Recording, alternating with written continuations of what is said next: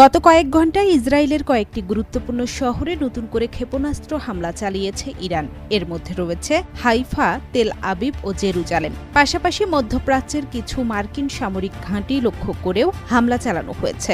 ইরানের রাষ্ট্রীয় গণমাধ্যম জানিয়েছে, যুদ্ধ শুরুর পর এটি এখন পর্যন্ত সবচেয়ে তীব্র হামলাগুলোর একটি। ইরানের বিপ্লবী গার্ড বাহিনী দাবি করেছে, গতকাল রাতের হামলায় তারা খোরামশাহর নামের ক্ষেপণাস্ত্র ব্যবহার করেছে। তারা আরও জানায়, তেল আবিবের দক্ষিণে একটি স্যাটেলাইট যোগাযোগ কেন্দ্র লক্ষ্য করে দ্বিতীয়বারের মতো ক্ষেপণাস্ত্র ছোড়া হয়েছে।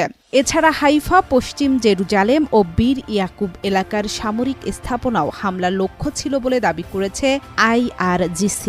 ইরান ইরাকের এরবিল শহরে থাকা একটি মার্কিন ঘাঁটি এবং বাহরাইনের মানামায় যুক্তরাষ্ট্রের পঞ্চম নৌবহরের সদর দপ্তর লক্ষ্য করেও হামলা চালানোর কথা বলেছে।